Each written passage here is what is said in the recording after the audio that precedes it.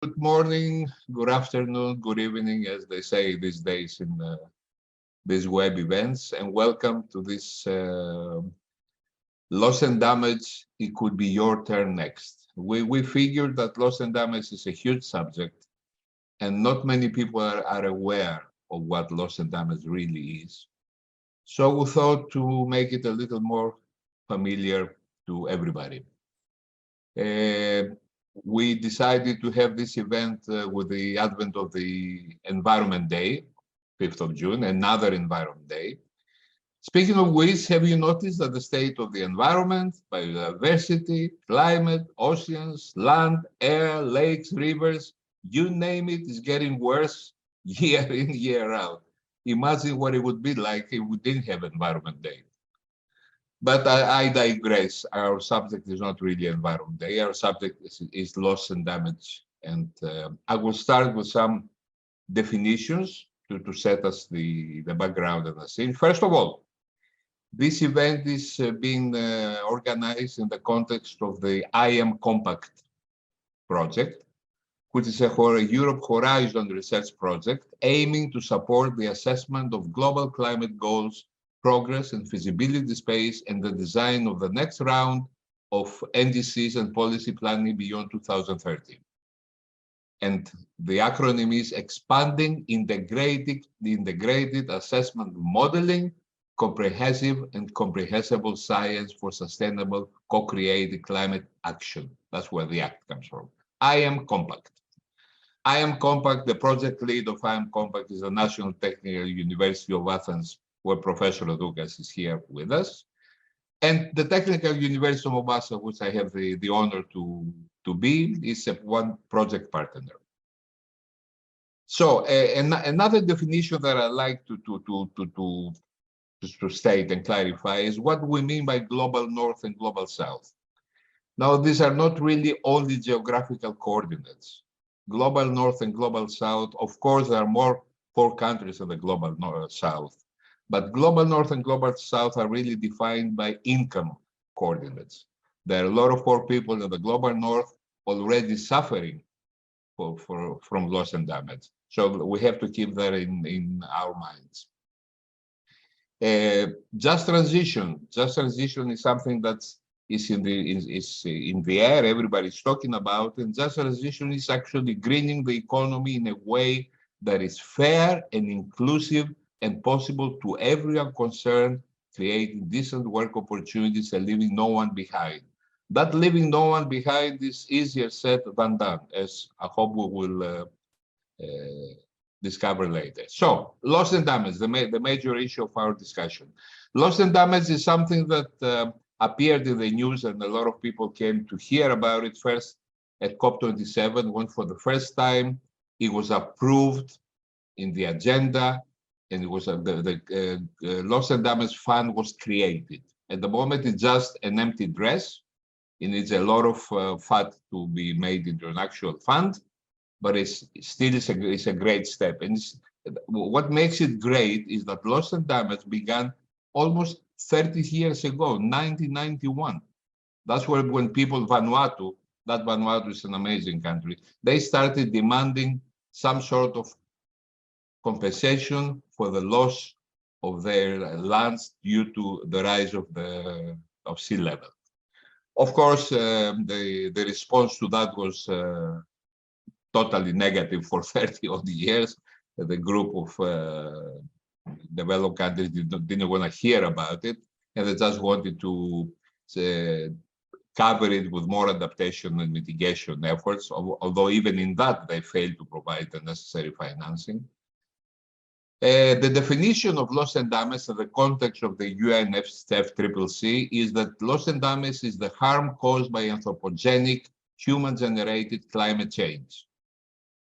So the UNFCCC has defined that this includes harm resulting from sudden onset events, climate disasters, as well as slow onset processes, such as sea level rise.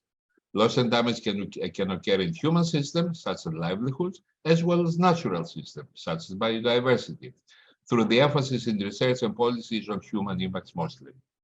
Within the realm of loss and damage to human system, a distinction is made between economic losses and non-economic losses. Economic losses and damage affect resources, goods and services that are commonly traded in the markets. Non-economic losses and damage contains loss of family members, disappearance of cultures, and these are not really traded anywhere except our hearts.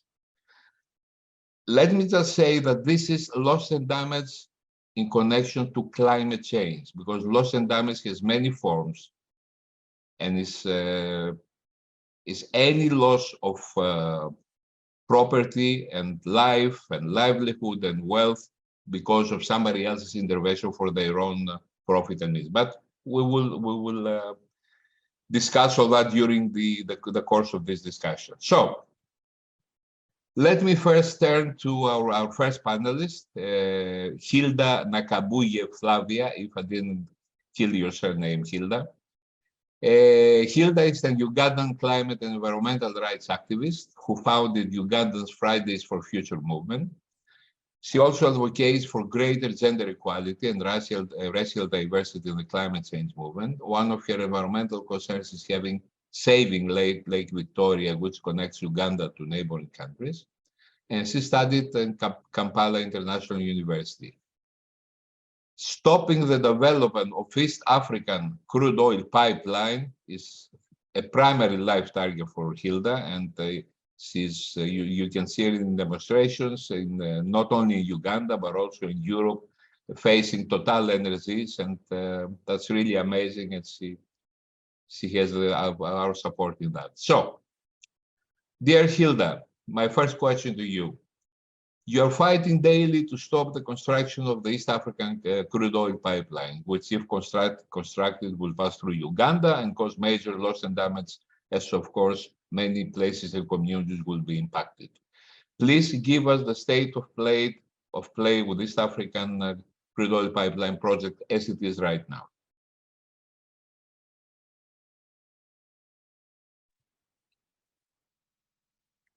Thank you, Doctor.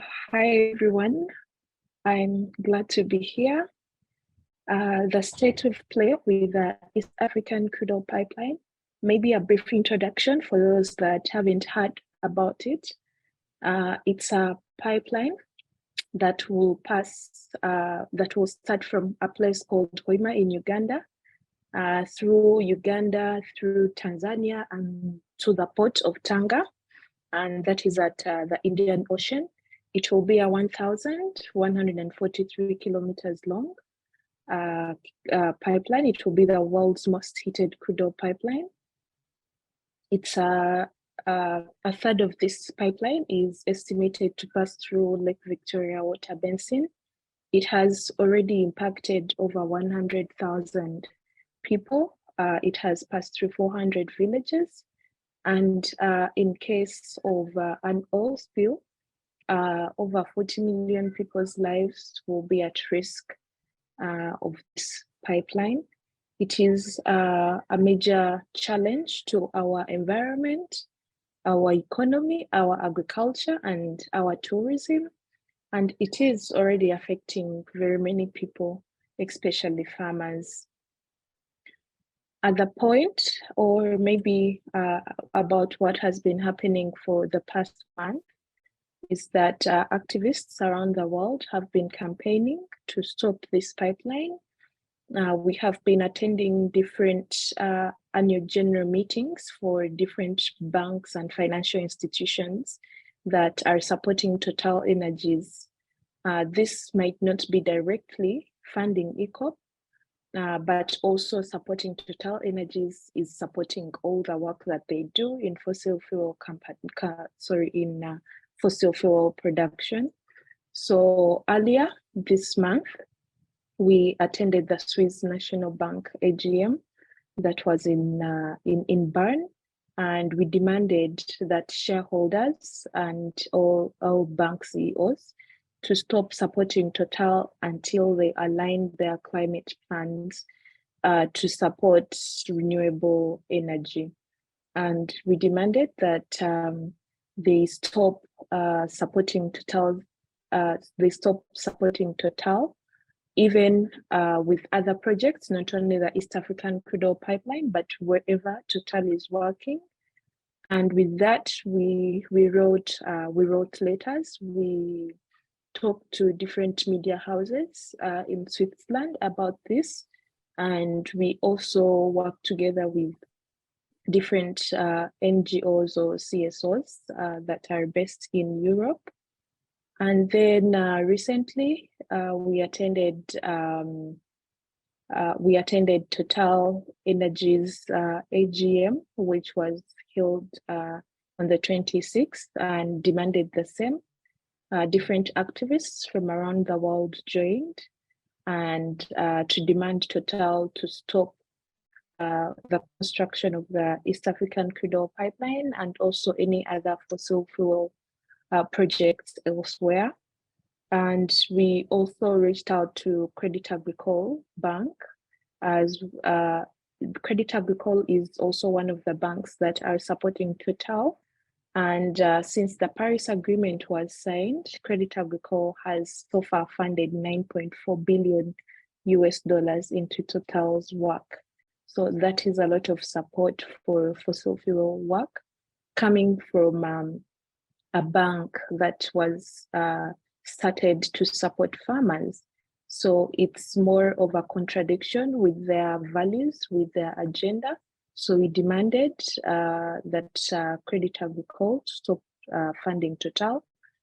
I directly talked to the CEO of Credit Agricole, who is Philippe Brassac, and I asked him myself about his plans for stopping to finance fossil fuels, since his bank is a farmer's bank. And the response wasn't clear, but we hope for the best. We are writing letters. We have sent we have sent emails, and we are keeping him engaged. And we want to follow up on each and every commitment or each and every say that these banks give. We also met some other banks, had meetings with some other banks that are based in Paris that are supporting Total about the same. And we hope we will continue to demand these banks to stop financing Total and its fossil fuel projects. And have you had any success? Has any bank pulled out of the project? Has any bank declared that they are not supporting this pipeline? Yes, so far 26 banks have withdrawn their support from the Total, and they are not interested anymore in funding this project, the East African Crude Oil Pipeline project. And so far 22 insurers have also withdrawn their support for this project. Our hope was reaching out to these financial institutions and reinsurers so that they can withdraw, because no project can move on without financial support or insurance. And that is what we are trying to do right now, to focus on that, but also on the ground. And tomorrow we will have different activists and CSOs here in Kampala for a 2-day workshop about the East African Crude Oil Pipeline, to strengthen our synergies and to find to brainstorm new ways of approaching this project. Thank you, Hilda. This is really so interesting and amazing. Let me turn to Omar. Omar El-Mawi is the Executive Director of Muslims for Human Rights, a lawyer, husband, and father, deeply committed to community service. He's passionate about climate and the environment and works tirelessly to promote sustainable solutions. With a background in law, Omar navigates in the complex terrain of human rights and environmental law. His dedication to social justice and human rights has earned him a reputation as a respected and effective advocate for the marginalized and vulnerable. And let me say that not very long ago, a couple of months, I met Omar in a coffee bar in Niali, and we had a discussion about our common interest. So Omar, my first question to you, and it's really another side or the same direction of what Hilda was saying. You were instrumental in halting the construction of a 1 gigawatt coal plant in Lamu. And let me say Lamu is a protected area in Kenya. So how do you comment on the fact that COP decisions, even up to COP26, they just never mentioned fossil fuels as the root cause of CO2 emissions? They just mentioned CO2 emissions like they happen on their own. And please elaborate on Lamu as well. Thanks, Ioannis, for the question. And it's also nice to be here with Hilda and her speaking about the East African Crude Pipeline. As you know, I'm sure most of you know that in all the COPs that we've had, I mean, if you've been checking how many people are attending, normally the fossil fuel lobbyists and companies who are coming to COP are actually normally more than all the other constituencies we're speaking about. If you look at Glasgow, I think they had over 500 people that were there, fossil fuel lobbyists. In Egypt, in COP27, we had a 25% increase with over 600 people who are there. There were actually more than any single African country delegation that was represented within there. And this is important because at the COP, that's where important key decisions, global decisions about what the global community is going to do to deal with climate change are going to be made. And therefore, what it means is that those who are there in large numbers can be in multiple other places, but then also they have opportunities, to have side meetings with all these other country delegations. And in many ways, preach and lobby and convince all of these nations about why they should be pushing toward their interest in terms of the fossil fuel interest. It's important because you would see, like all the previous texts up to Glasgow, fossil fuels were never even mentioned in the text during the COP. And what this means is that it shows the influence that the fossil fuel players have within the COP discussion. Because, scientists have agreed without a shadow of doubt that a big chunk of why we have this huge climate crisis at this particular time and moment is because of the fossil fuel operation. It's because of the oil and gas that we burnt to be able to get this country to where we are today. And therefore, this becomes a really key and important question. So the important aspect and many people have asked this question, therefore, is there then any need for us, as affected people, as victims of climate change, to even go to COP, to argue with people who already have a lot of presence and also a lot of sway in terms of how they decide all of these issues are going to be proceeding. But it's still important. We also have been pushing for presence there so that one, we can also make sure that we bring the most affected people within the spaces of the COP to speak on the issues, but then also to confront some of these misinformation and sort of language that the fossil fuel companies are really pushing within the COP premises. So the last thing that I want to mention on it is the fact that why that's happening. It's a good thing that people are also investing time and resources to look deeply into the fossil fuel lobbyists and those who are coming to COP premises to be able to push their own narratives. And if you've been following the discussion, you would see that there have even been an uncovering where people who've done investigations on those attending COP, mentioning to the extent that some of the people who are actually coming under the badges of nation, so they're actually there to represent country, but they're actually working on the fossil fuel area.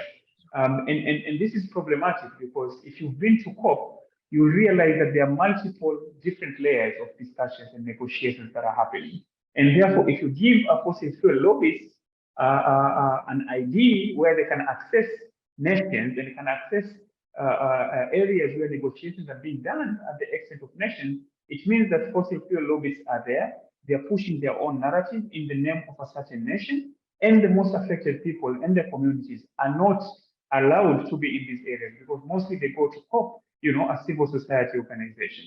So it means that the playing field is not equal, that one side is given more priority to be able to be bringing their issues.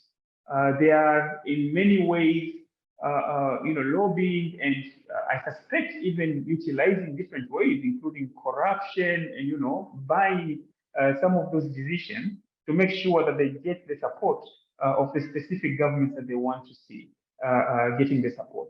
And therefore, that's the whole problem that we're seeing about COP.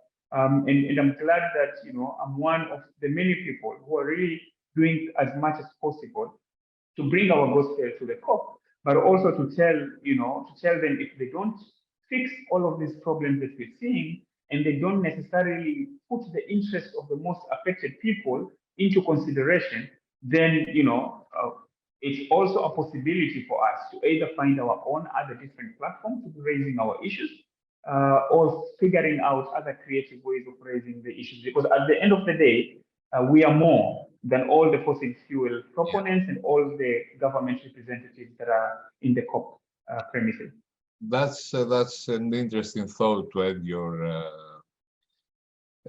commenting with. And actually, yeah, it's what you say, that the fossil fuel lobby people are mostly where the discussion is being taking place, where the other guys are in the civil societies and they don't really interact that much. So the decisions are taken somewhere else, and civil societies have their say, but they just hear each other talk. So I think there is something that should be done on those lines. Let me now turn to the scientist of our company, Professor Haridoukas, who is a professor at the School of Electrical and Computer Engineering and the National Technical University of Athens in Greece. His field of expertise is related with development of decision support systems for energy and climate policy, placing the human factor at the core of the modeling process. He has more than 20 scientific publications, 2 books in Greek and 2 books in English.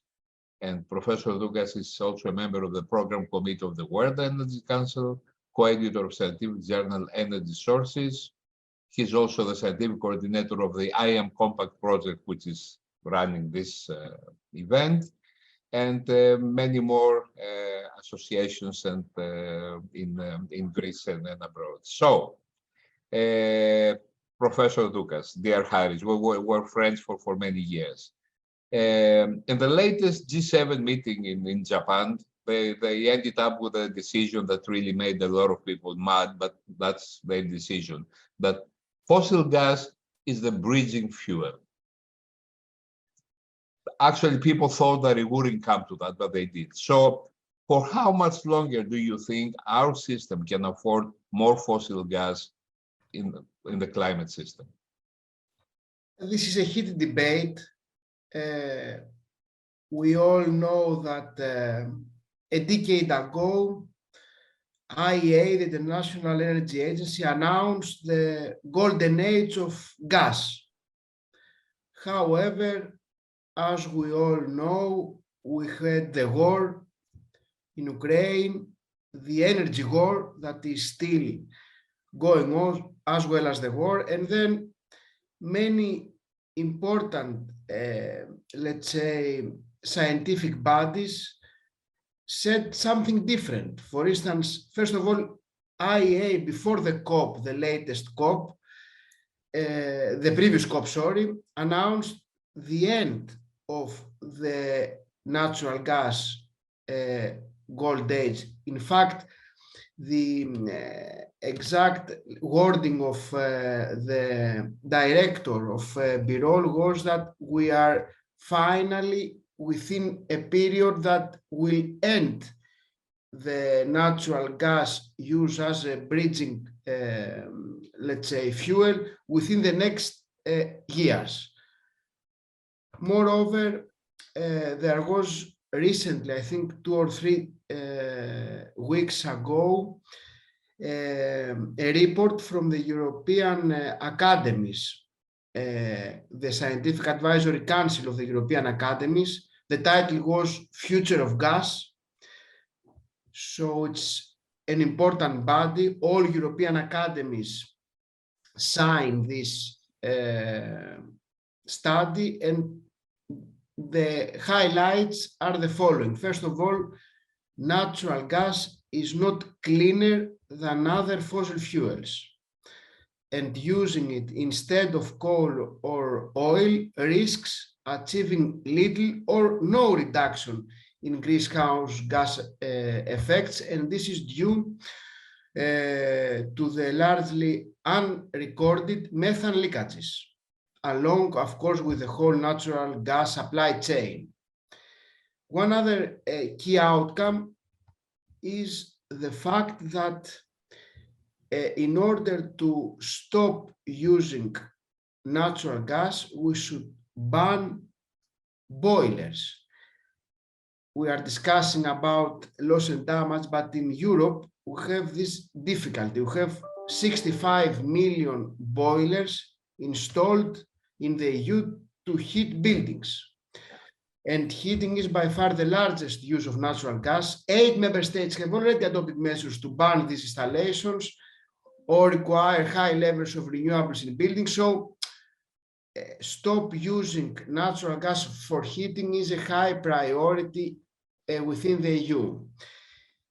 To make the story short, I think that now is the time to finalize our pathways without using new installations of natural gas. This is for sure, this is something that all scientists agree. No new infrastructures, coal, oil, or natural gas. And then to open the discussion about stranded assets, which means what will happen with the current installations, which means who will pay for stopping current installations, and then what will be the case for some of them that have already been built within the previous 2 or 3 years. This is very good. And let what you raised 2 very important points, but let me start with the first one. What you're saying is that although fossil gas actually emits less CO2 per kilogram than oil or coal, still methane leakage makes it possibly even worse than those 2, because methane is 25 more potent greenhouse gas than CO2. Maybe I don't remember the 25 correctly. Maybe it's even higher. So that's one. Now, stranded assets is a huge subject, and we'll come back to that, Professor Harris. Let me return to Hilda. This is not, Yannis, sorry, this is not what I say. This is the highlight of the latest European Academies Science Advisory Council, which also underlines the fact that, in fact, even though for a long time natural gas has been seen as the ideal bridge from coal on the road towards net zero carbon emissions, this report called Future of Gas makes clear that this is a dead-end road. That's really great, and it's a good thing to remember. So, dear Hilda, let me come back to you. I forgot to say actually that I've met Hilda, and I've met Hilda at COP25 in Madrid. I attended a press conference by the youth movement, and Hilda gave such a passionate presentation that I really wanted to meet and hug her after that, and I did that. I hope Hilda remembers it, and we've been friends ever since. So, Hilda, are you there with me? Yes, I am. So we're continuously discussing, we have a climate crisis and we have fossil fuel interfering with any measures to stop and reverse that. Now, being somebody who is daily challenging fossil fuel companies, I want you to comment on the fact of the audacity of big oil, which is even during COP27, during those 2 weeks of conference, they signed, I think, 7 or 9 new fossil fuel projects for Africa. I mean, they just look at our faces and laugh. They signed 9 new projects for Africa. How do you comment on that, please? Well, that was more like a slap in the face, because first of all, we thought this was an African COP, but it didn't benefit Africans at all. We were just in the picture, but not given a seat at the table. And I think these big oil companies are buying more time, making commitments that they will be net zero in 2050. And yet it is a process. And right now they are signing off new oil gas projects. I think it's more of a slap in the face, because I don't think they are committed to what they say, even if the science is very clear. Omar said the IPCC, Dr. Harris has said that different scientists came and signed, because we don't need any new fossil fuels. We don't need any new fossil fuel projects. And the IEA clearly states it, that for us, for humanity to have a life or to stay alive, we need to stay below 1.2 degrees Celsius. And that means there shouldn't be any new oil and gas projects. And even the existing ones should stop operation immediately. We are at a time when we are looking at reducing our greenhouse gas emissions.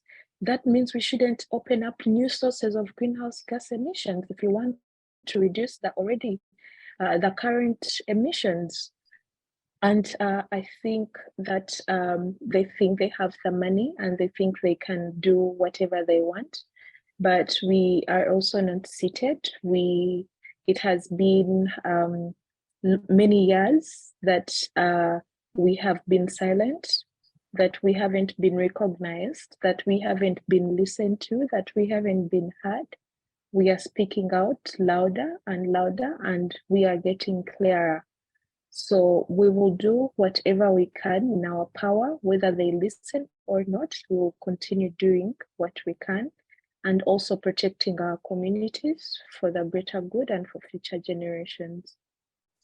Thank you, Hilda. Omar, let me turn to you, because I know also that you're involved in this. Lately, a number of civil society groups, some parliamentarians, some countries, even the Pope, came out in support of a fossil fuel non-proliferation treaty. This is really great. To be honest, when I first heard of it some time ago, I said, come on, this is not possible. But it is. It seems to be people are picking up on that. So please give me your take on that. And do you think that it will actually come to a meaningful outcome? Because what we'll be discussing the last half an hour is exactly that. We just keep facing fossil fuel reaction, resistance to any good thing that can become in combating climate change. Omar. Thanks, Yanis. That's a really good question. I had my doubt as well when I saw the fossil fuel non-proliferation treaty in terms of knowing the power, the money, the resources the fossil fuel lobbies and beneficiaries have, as opposed to what us on our side we have, aside from the passion and the commitment and wanting a better life for both ourselves and the coming generations. For the purposes of our listeners and those who are tuning in, the Fossil Fuel Non-Proliferation Treaty, really what it tries to do is just to propose a sort of an international or global agreement where we are trying to limit the production of fossil fuels with a goal of, at the end to deal with the climate crisis, so to speak. So what's happening here is and for people who want to maybe better understand it, is you can compare it with the treaty that was signed around nuclear weapons. Because when nuclear weapons are weapons of mass destruction, so are fossil fuels. And in fact, fossil fuels have caused more death, more harm, and more sadness in the world than what nuclear weapons have done. And therefore, if we are just to go by objectivity and by reasoning, then actually it makes more sense to have a fossil fuel non-proliferation treaty than even to have a nuclear non-proliferation treaty. So that's the first point that I want to make. The second thing that I really want to mention is you've asked whether there is hope at the end of all of it. And for me, I'm one of those people who don't like sitting on my hands. When I think the challenge is too big, or when I think the possibilities of success at the end of it are very minimal. Because really, the question I normally ask myself is then what's the alternative? If we think this won't work, what's the alternative if we don't do anything? It means people will keep, extracting the fossil fuels, we will keep doing business as usual, and it will mean we will keep complaining about the problems that we're having. And it makes me really worried about the two daughters that I have, and I'm hoping that they will be having a better future than what I've actually experienced if we don't do anything about it. I think there is hope because not just individuals, but as you said, countries are signing on and committing to doing it. We're seeing, the Pope, one of the biggest celebrities and leaders of religious institutions here in the country, also mentioning that he is interested in supporting the Fossil Fuel Non-Proliferation Treaty. And therefore, all we need to do right now is to really put all of our support behind it, push in terms of signing on, pushing within our localities, because the harm, and I'm sorry I'm saying this, but I think the problem that we really have as global citizens is that we look at initiatives as things that have started by someone, and therefore it's their baby, which means they're the ones who should do all the work to make sure that it succeeds. In this case, the Fossil Fuel Non-Proliferation Treaty, people might be looking at it like maybe an organization started it or someone started it, and therefore it's their duty to do everything possible for themselves to keep pushing it. And therefore, if that's how our mentality is going to be, then we're not going to win this war. But if we look at it as something that's going to benefit all of us, that is needed and that's important, then we also then ask the question as to then what do we bring to the table to support in ensuring its success.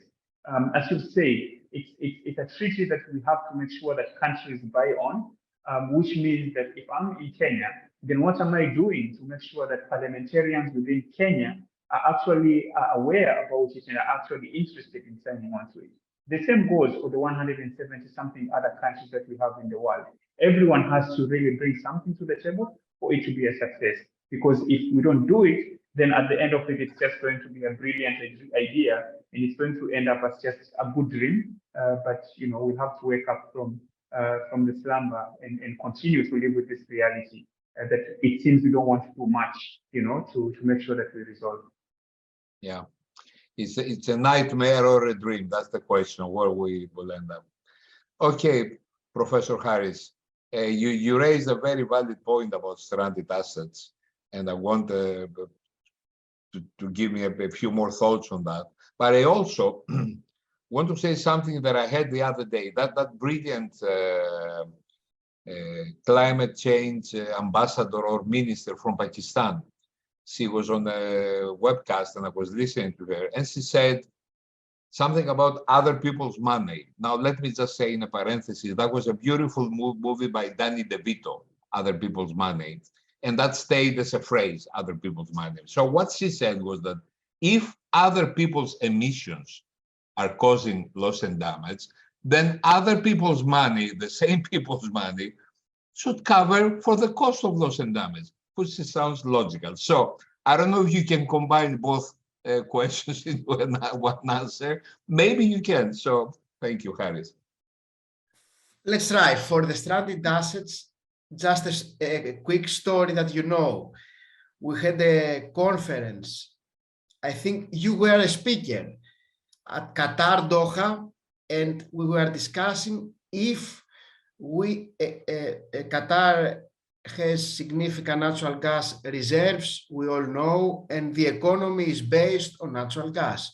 So we were discussing if we should say that natural gas has no future and you should diversify your economy, and how aggressive in brackets we should be. We had a discussion the previous days, and then the introductory note by the Qatari high-level colleague there was about stranded assets in his place, Qatar, and what they should do with them. So this is a message, in my point of view, that even these countries that are 100% based on fossil fuels, they are discussing the way they should diversify immediately.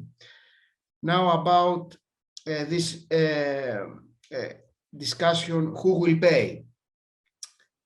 First of all, indeed, there is a decision about loss and damage fund at the COP25, which aims to provide financial assistance to poor nations stricken by climate disasters, exactly what happened with Pakistan. And we all know that more developed countries, which are largely responsible for driving climate breakdown, have to pay compensation to poorer nations, which are typically more vulnerable to its impacts. We also know that this discussion was an ongoing discussion many years, and there was this 100 billion euros or dollars that was decided, I don't know, Yanis, when it was a previous COP. It was decided at COP21 to be operational by 2022, I think. Exactly. Never delivered. Yes. So this is something difficult to happen. However, we must note the following numbers. I would like to note these two numbers. 2022, the profits of the 9 biggest petroleum companies in the planet, the profits were approximately around $500 billion for 1 year. And the first semester of 2023, the respective amount, the profits were about $100 billion. So in a way, this is the way we should act. It's not who will pay generally. Greece will pay. Netherlands will pay. I think that these profits answer the difficult question, where are the money and where should we target on? I like the way you think. I have no issue with that. Dear Hilda, I think in the last 10 years or so, maybe a little less, suddenly young activists, climate activists, have taken the scene and they're making their presence and their voices heard. It's really amazing. And for me, you're the only hope there is on this planet to make something, to bring a change. But what do you think has happened so far? Do you think this is enough? What more can you do? What can you do to really stir reaction? And being on that, on action and reaction. Lately in Europe, Germany, Holland, England, they're starting arresting climate activists who are really annoying them. I know they've been arresting Uganda as well, and these arrests are not the same. They're not treated the same way, the people that are arrested in Uganda and in Northern Europe. Please comment on what the young activists do, what they face, and what more can we expect of them, Because you are our hope. Well, we have been told many times that we are the hope of a better future. And I say that we must rely on this hope to create that future. And what the young generation is doing is that they are standing up and they are speaking up. They are using their knowledge, their resources, their energy, their time, and investing in this speaking up, having different meetings with policymakers, with big companies, starting up different groups and movements or NGOs, doing whatever they can in everyone's capacity to make sure that they speak out or they contribute to a positive change. Because we know that the young generation bears the biggest burden when it comes to a damaged climate or even a damaged planet, because we have a lot of our future ahead of us, but we are not even sure if we will be able to reach or even enjoy that future, because the elder generations have been present for quite a while. They have enjoyed their time, but we are born in a catastrophic, life. So that is why we are speaking out. We are doing whatever we can so that we also experience that good life that our parents and grandparents lived. There are many arrests that are going on because we are considered radical.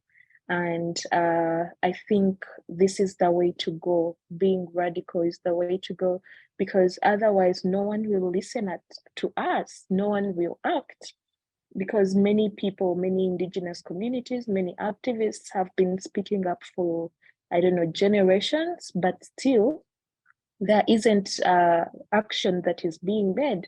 And if it wasn't for our activist radicalness, I don't think that the loss and damage fund that was passed during the last COP would have been passed. So we are trying to push policymakers, decision makers to do the right thing, and we are here to remind them, and we won't stop at that. Thank you. Thank you, Hilda. So, dear Omar, continuing on this, the theme doesn't change really.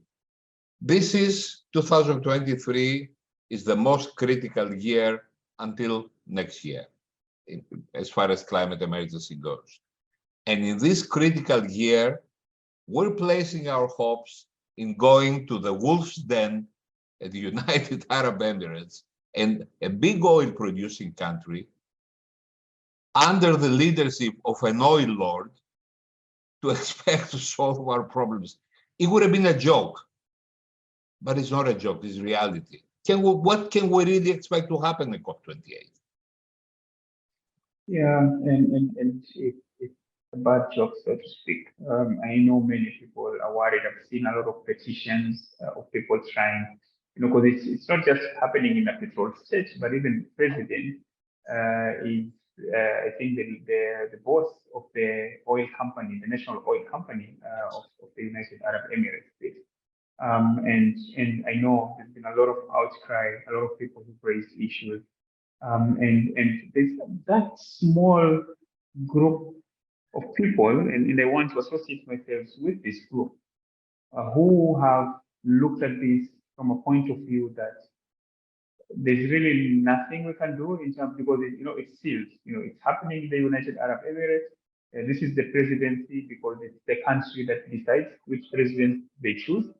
And therefore now the question is there a silver lining in all of this? Are there things that we can do to make sure that we don't lose all the amazing in quotes, but all those small improvements and gains that we've had in the other COPs spaces that we've had. So one thing that, and I like, because Professor Harris also mentioned it, is that the Middle East is also very big in investing in renewables. So while they are petrol states and they do a lot of investments around that, but they also are investing quite a lot on renewable energy technologies, and they're also doing quite a good number of projects around there. And therefore, it becomes an opportunity for us to highlight those areas and actually call, because they're terming it as the call for action, the call for action. The actions are going to be made here. You know, the challenge that we all have. You know, someone can tell you it's a call for action, but you don't know which side that action is going to go to, right? You might be going towards climate action or actually towards fossil fuel action. But it gives us that opportunity to really raise the bar in terms of calling them first on fossil fuels, making sure that we push them to also make a commitment about when are they going to be leaving fossil fuels in the ground and concentrate solely on renewable energy. We're going to be talking a lot about technology transfer. How do we make sure that these technologies that they seem to be having around renewables, which they're implementing in the Middle East, how do we get this towards other people in other countries in the world? And we are not going to make it easy. I know colleagues have pushed several things. So, you know, those who followed the COP in Egypt, which is another COP that we want to forget, is the access to these areas. You know, we know that it's super expensive for you to be able to get to travel to Sharm el-Sheikh. It's a touristic venue.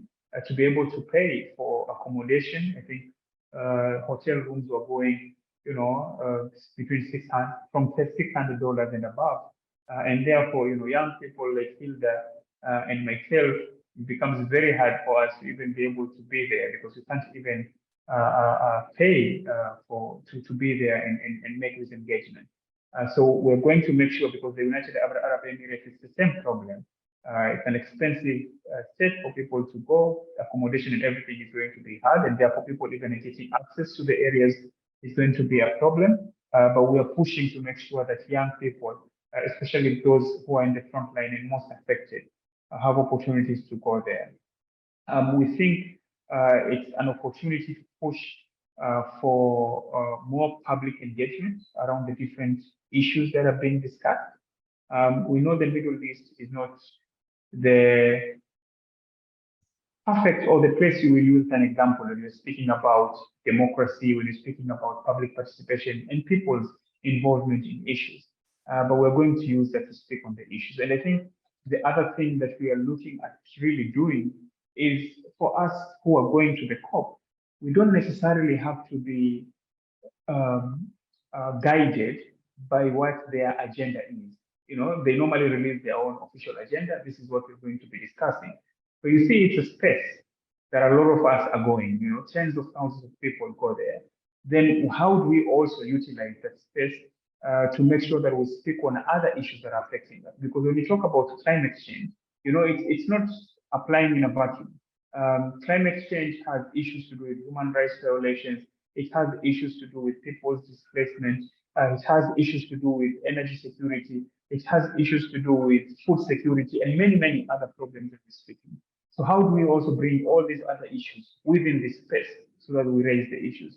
And then finally, you know, I'm one of those people who are trying to make everyone see that you don't sleep for 11 months and then wait for the COP happening in November, December, and then you go there hoping for the 2 weeks you will change the world as far as climate change and action is concerned. I mean, you know, there's no way you'll be able to do that. And therefore, I'm also really pushing for people to utilize their own national channels to make sure that they engage with their national leaders and delegations that are going there, to make sure that even before they board their flights to go to the Middle East, they already know what their countries want. I want to know that my delegation from Kenya already know what the civil society and the communities in Kenya want them to do when they get to COP. And the same for the other 170 plus countries that we have. And therefore, people have to look at the COP as a cyclical process, and that it doesn't start and end in the 2 weeks that people are going to be having those negotiations. Make sure that you engage even before, so that you are your countries are able to go there with the relevant or the relevant information and discussion that you want them to have while they're there. I'm happy you have a fighting spirit towards this event, although, yeah, I mean, it's not really the best environment for conducive to climate change decisions. And it will be amazing if we end up those oil executives to sponsor accommodation for young activists, because how else are they going to go there? I mean, this really drives you crazy. Professor Harris, coming back to the previous discussion about the who pays who.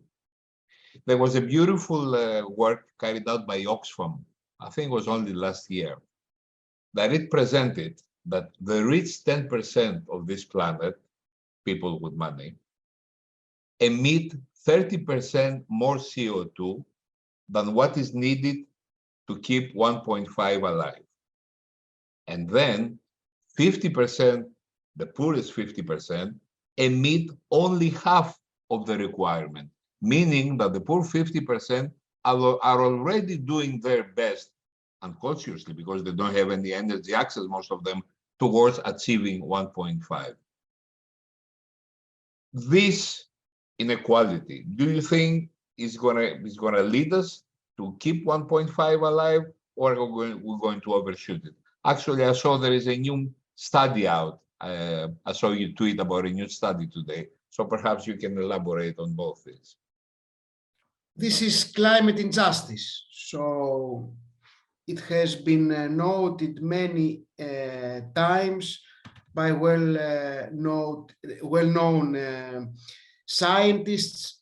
It is also published in famous journals like Nature that the numbers are something like that. 15% of the CO2 emissions are related with 1% of the richest people, and 50% of the population is responsible for 15% of the CO2 emissions. So in a way, what the 1% of the population can achieve is equivalent with what 50% of the poorest can also achieve.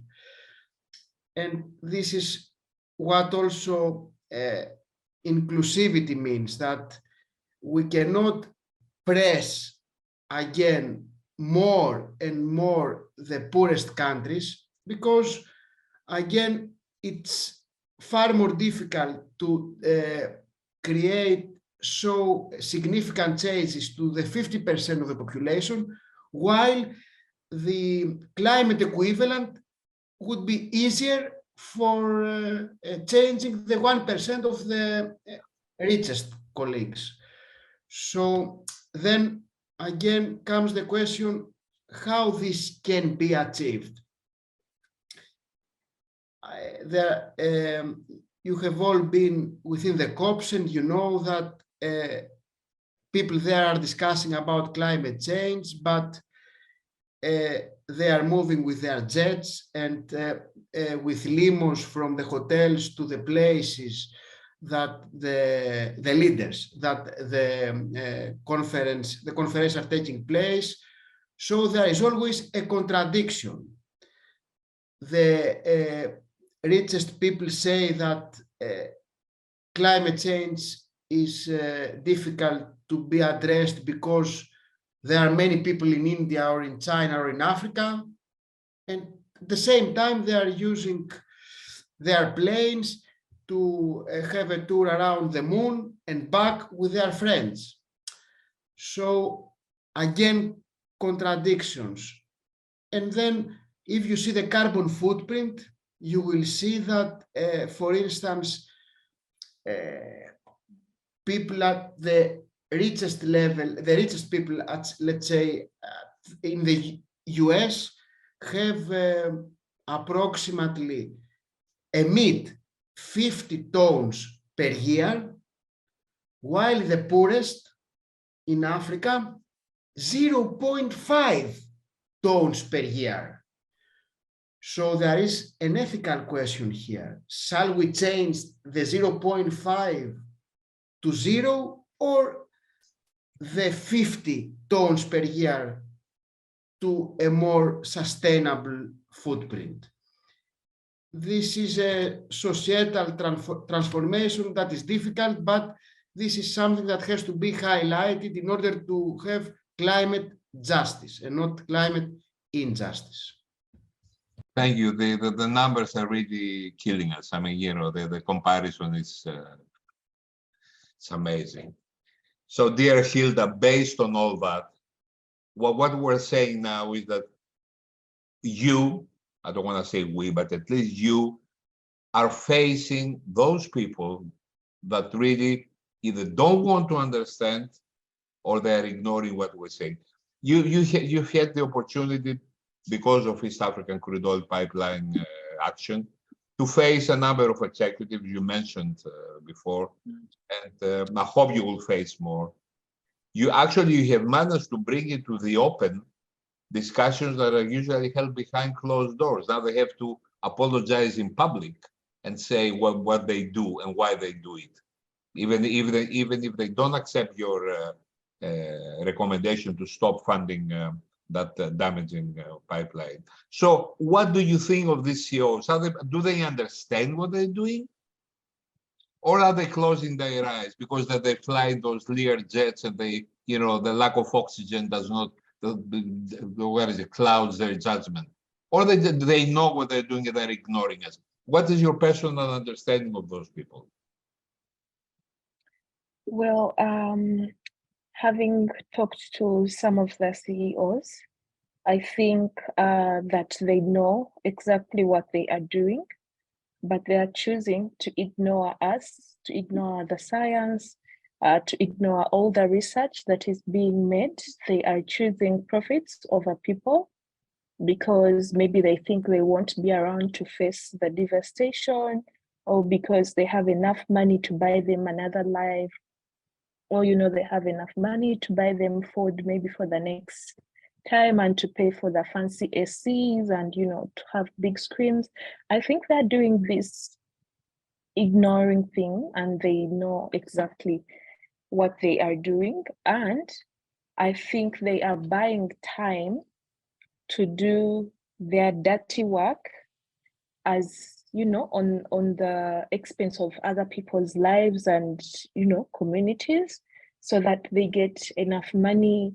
And it's always a question when they say that it's a process and they can't change the process. But I always ask them, this process is made by human beings and it will be changed by human beings. If it wasn't there, there wouldn't be anything like this.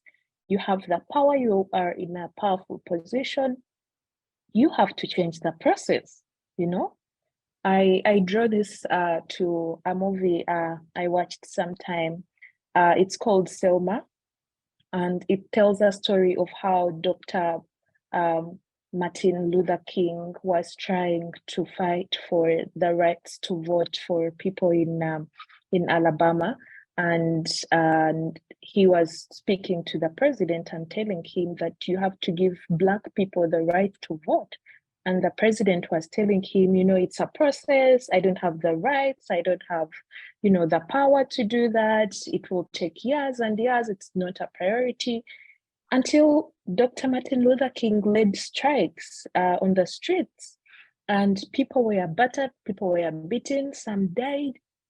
But this state of people standing up and, you know, coming together and speaking out about the injustices that they continue to face in their communities, shown that there's power in the people, you know, that people can drive change. And after some time, of course, the president, after the strikes, the president had to agree, and they gave Black people rights to vote. So this is what I think, because this is what democracy looks like. We are standing up. We are coming together. We are uniting as a global community to stand up and speak up for our rights. And the more we are in numbers, the better. because I always say that the power of the people is stronger and greater than the people in power, because we are the people who put these people in power, and if we don't speak up, they will continue doing their dirty works and forget why they are in these offices. So these are human beings, they are people, they can understand, and they also need, you know, they breathe the same air we breathe, they eat the same food we eat, and we have to tell them, because they already know, but we have to act like the fool here, that whatever they are doing is not for the good of the community, of humanity, and that it's not always about the profits they get. They have to look at the people who are being affected, because these are selfish gains that they are doing, which is not right. For many years, people have been speaking up and not being listened to. So it's time for activists, for people to go into the same rooms where these people are making these decisions and tell them that, hey, there's a whole world just outside these rooms, and your decisions are affecting them. So I think that they are ignoring us, but we also won't keep quiet. We will keep speaking up, we will keep protesting, and we will keep bringing this information out in the public so that people know exactly what is going on behind closed doors. Thank you, Hilda. I think that's a powerful message there, and I hope it will be reverberated. I think we need to act. I will come back to that. Omar, on the, I don't think the axis of our question changes, but Professor Harris mentioned a few moments ago about the windfall profits of fossil fuel companies. It's not only the profits. There are subsidies, and the subsidies calculated by the IMF, the International Monetary Fund, not by an activist group, is in the order of 6 trillion per year. We're subsidizing the richest industry on the planet with 6 trillion per year. And we can't find money for loss and damage fund. And when I say money for loss and damage fund, I don't want it to be shifted around from climate financing or from adaptation and other allocations. 6 trillion per year in subsidies, okay? Part of those profits were for that 6 trillion because it was the subsidies European countries gave. So your response to that? Yeah, and it gives me a headache every time I think about it. People are using taxpayers' money, because that's essentially what's happening. They're using taxpayers' money to provide those subsidies to fossil fuel companies. So just so that they can make the billions of profit, we're doing everything possible to make sure that we are minimizing their costs and maximizing their profits. So one thing, I'll make a few points around that. The first one and general thing I want to mention is that this is wrong. It has to stop, and we have to make sure that it's something that never proceeds, because it's the wrong usage of taxpayers' money. The 6 trillion, I'm just imagining what it could have done, not just on loss and damage, but even if they invested it in other sectors like education, health, public sector, public transport, it would have done a whole lot of difference and really improved people's lives and livelihoods. There's so many lives that could have been saved by not throwing this money, down the drain. So one, by giving the subsidy, what we're efficiently doing is our government is, despite everything they're saying about climate change, about how they want to take climate action, but any government that is giving subsidies for the fossil fuel industry, it means that they are not effectively speaking towards climate action, but they're actually supporting the fossil fuel industry. So it shows that they are supporting the fossil fuel industry, which is a major contributor to climate change and the problems we have today.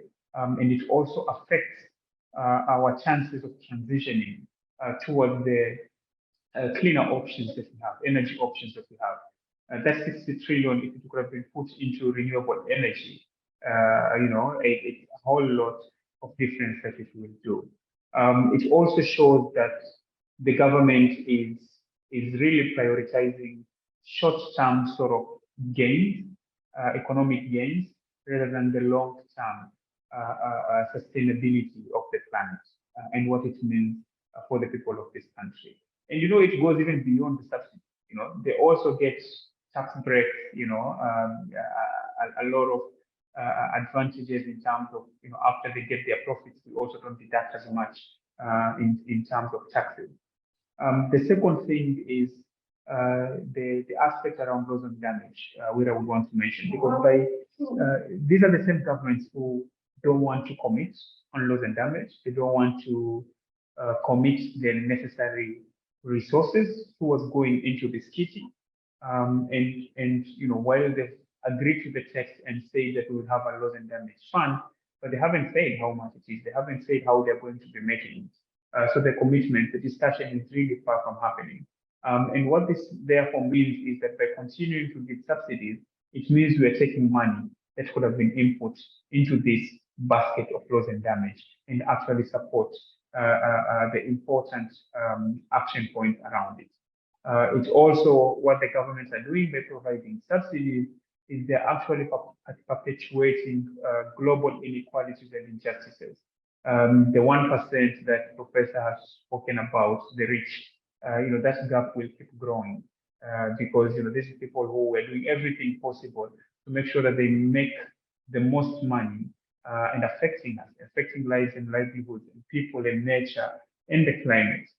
So that sort of gap and injustice that's happening, it will keep getting worse and worse as things progress. The other bit that I wanted to mention is around the fight or the transition towards a just and equitable transition to renewable energy. Because it's not just about what that money could do, but also what it means is that renewables are not and I'm happy to be corrected on this, but I haven't seen any government giving subsidies on renewables. And therefore, what it does is therefore you're putting two horses. One of them has all of these advantages that it has. It's been well fed, it has the best water, it has the best stables, all the necessary things, the subsidies and everything. And then you have a horse here on renewable energy that doesn't have the support that they're supposed to be getting. And what it means is that now comparatively, if you look at the figures, then it will look like fossil fuels are cheaper than renewables. And that's not true because the subsidies are actually supporting and making sure that they can keep competing. And what this therefore means is that it becomes hard for renewable energy to be installed and started at the pace that they need to be started.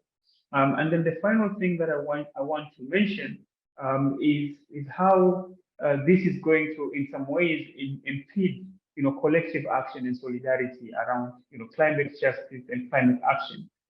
Because as long as governments keep giving subsidies to fossil fuels, it means they will always be reluctant about coming up with checks mentioning fossil fuels in COP because they are supporting these industries. And therefore, it becomes hard to reach those agreements and decisions that actually will be speaking up against these issues. So those are sort of the many problems that we have by just giving subsidies and misappropriating taxpayers' money by continuing to bombard them with more fossil fuels and keep making the climate crisis even worse. Let me just add that, yes, there have been subsidies for renewables. It's not that they have not been, especially a few years back. They are minuscule compared to fossil fuel subsidies. And yet, I've spent most of my life defending those few subsidies because everybody was really subsidies for renewables. They were really on top of us for the few subsidies in comparison to fossil fuel subsidies that continue today. Let me just put a number in this, that today, total final energy consumption, about 75% still comes from fossil fuels, no matter how much we think we've installed renewables. So, Professor Harris, let's sort of give a scientific cover to what we just said. Very recently, a few weeks ago, the sixth synthesis IPCC report came out. What it said, it wasn't a surprise. We know that things are not going well. It just, I mean, I think those guys are trying to find the worst possible words to describe what the report means, and yet leaving room for the next report, which is going to be even worse. So things are not going well. Everybody's really fearing for the West. We're closing to runaway conditions. Yet, that was a few weeks ago. Not many people are discussing the sixth synthesis report now. Elections here and there, other subjects are in the front line. So what can you as scientists do to bring climate change as the climate crisis as the number one in our agenda, possibly the only one in our agenda? That's really difficult.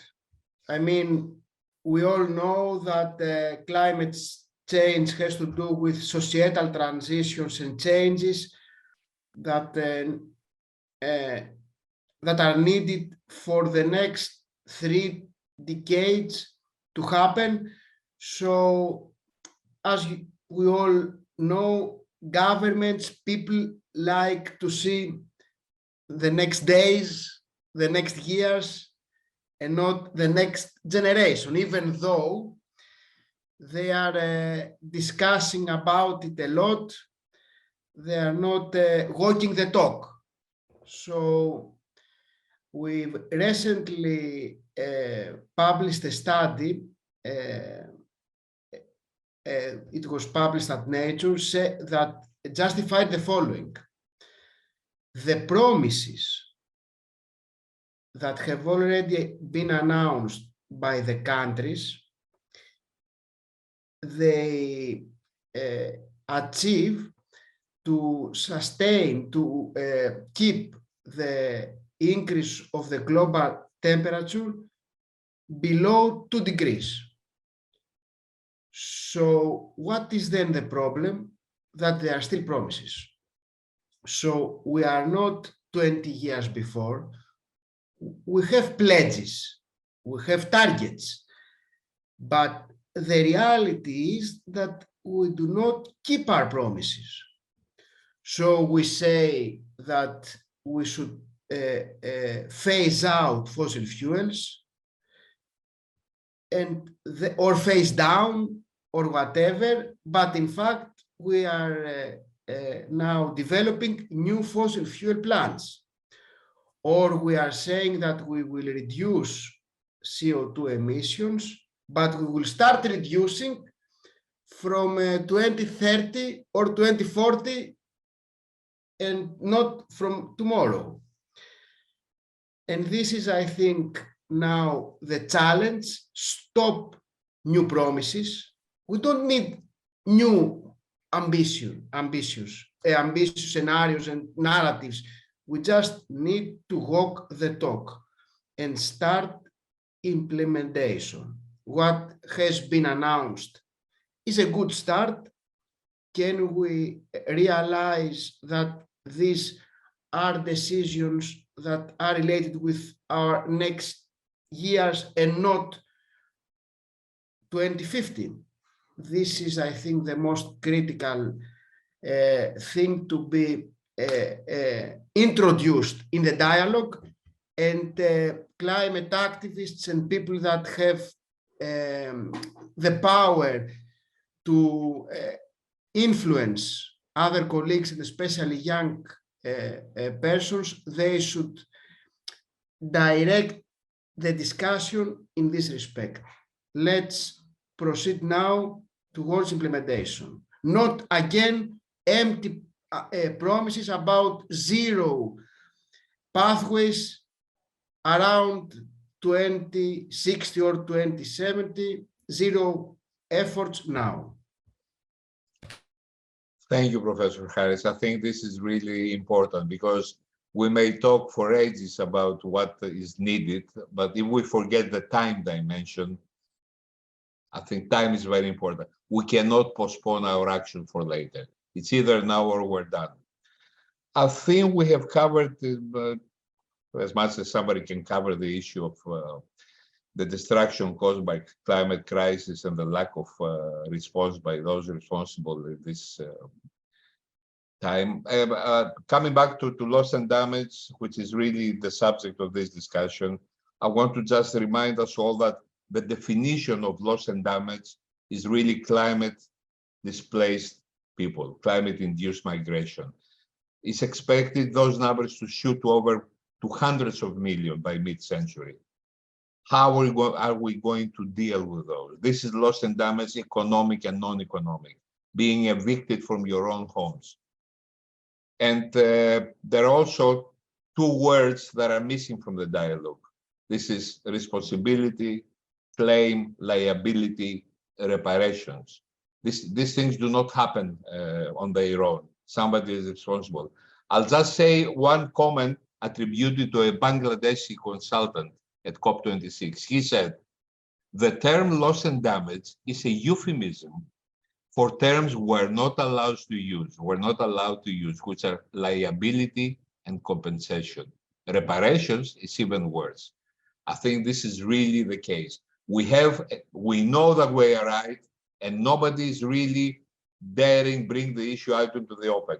Even criminal procedures can be called into action. I mean, when people are suffering, these are criminal acts when you know what you're doing. So I will ask you all to give me one last comment before closing the session. And I will even go as far as say our presence at the COPs, what it does is legitimizes those decisions that we disagree with. Is it perhaps time to boycott COP28? So I will start with you, Hilda. Give me a short comment, please.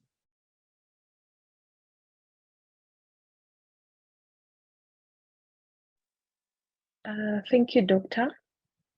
Well, to comment, I would say we should not boycott COP28 because this is one of the major dialogues that we need to change how the world is moving fast into fossil fuels.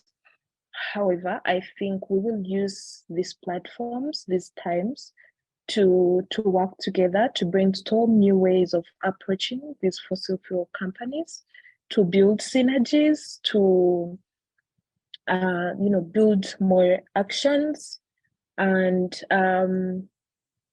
build movements that really work towards achieving the main objective and find a way of coming up with different renewable energies have been there, but we need to make these people know that these energies are there and they are available for investment, and try to communicate different alternatives to fossil fuels, and also create or spread more information about what we can do and the dangers of some